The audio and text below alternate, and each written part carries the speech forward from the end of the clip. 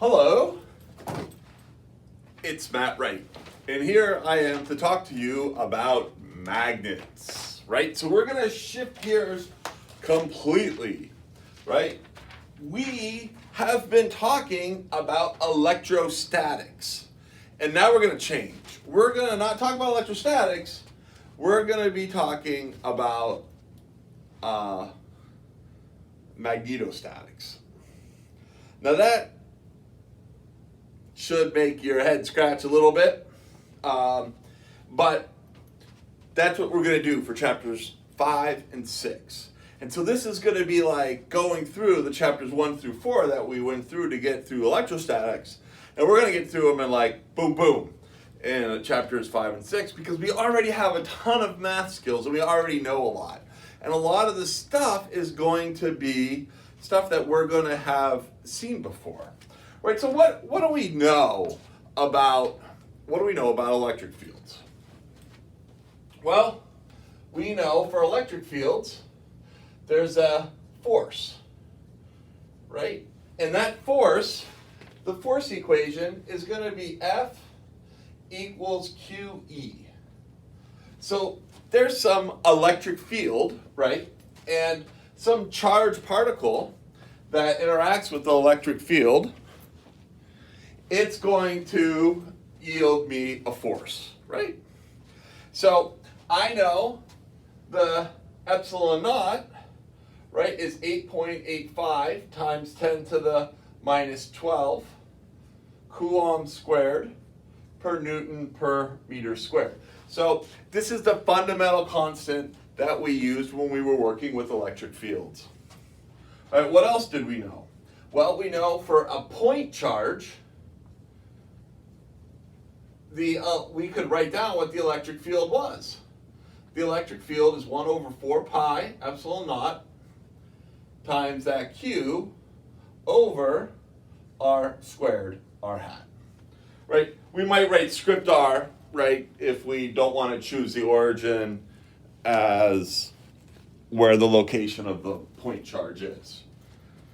Right? Again, this electric field, in terms of this fundamental constant, right? What's some other things that we know? Well, we have a general form for E, right? So we can calculate E whenever we want using the following relationship.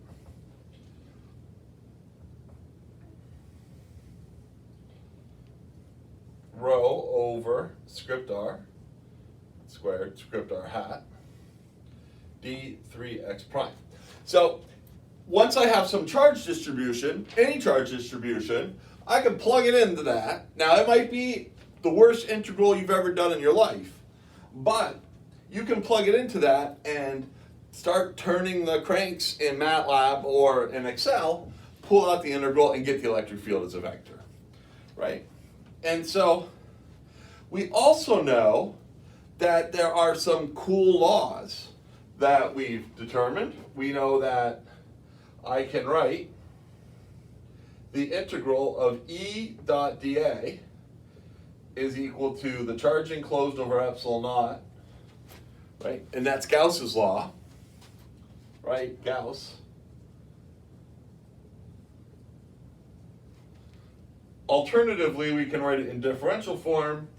We can say that the divergence of E is equal to 1 over epsilon naught times the charge distribution. And there was this other thing too, that in electrostatics, the curl of E was equal to 0. Now the curl equal to 0 turned out to be super duper ridiculously important, because once I was able to show this, then I was able to write down a potential, right? A potential, which is a scalar.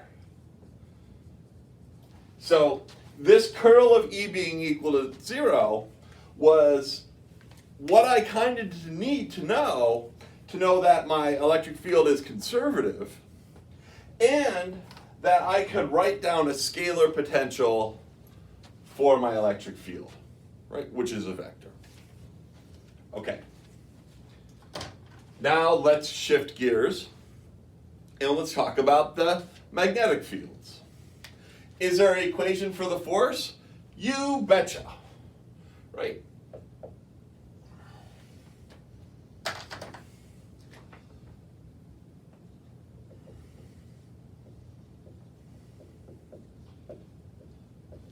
So the force is equal to the charge times the velocity cross the B field. So this is really weird, right?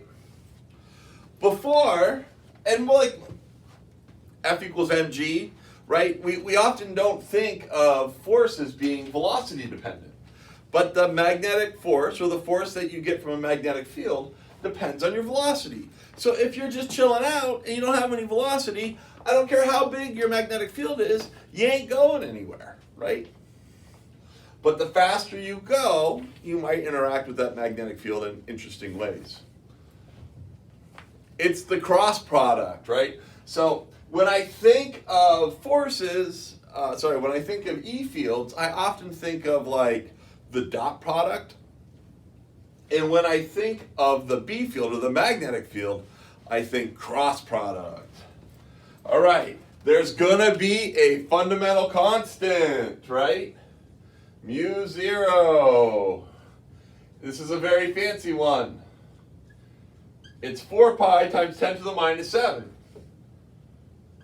newtons over ampere squared. Now, it's weird because, like, I remember what that constant is, like, always, right?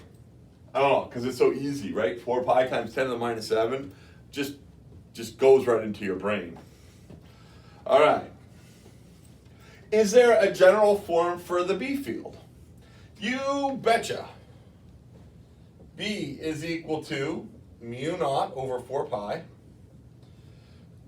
the integral of the current, right, charge per unit time, cross script r hat, oh no, what are we getting ourselves into?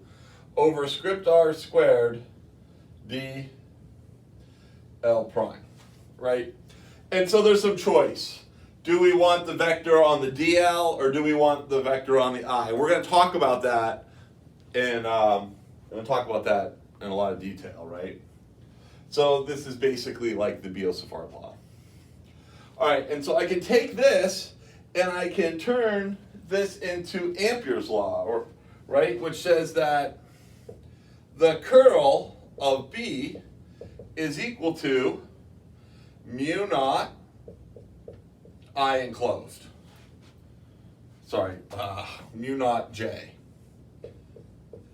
Right? And then this also means the integral around a closed loop B dot dl, right, is equal to mu naught I enclosed.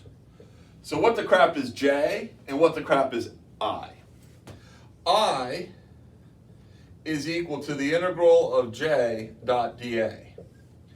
So I always think of J, when I think of a wire, right?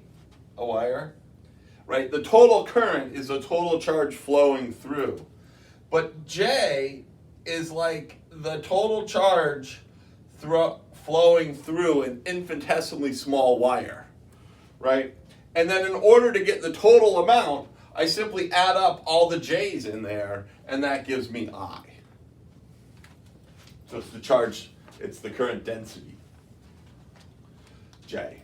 So these become the fundamental laws for working with magnetic fields, and they're called Ampere's law.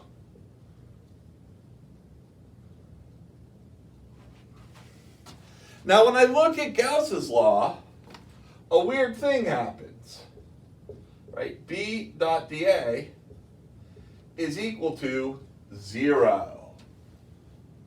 Right? There's no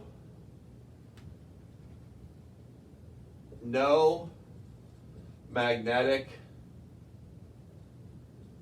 monopole moment.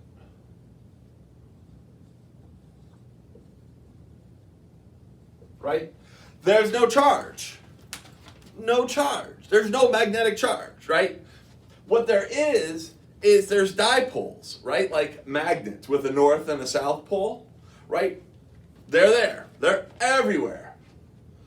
But there's no monopole, right? You can't just look at them. When I added up the total flux, there's no sources inside, right? There's no magnetic charge, if you will, right? There's only dipoles. This is kind of a summary of where we're going to go with magnetic fields.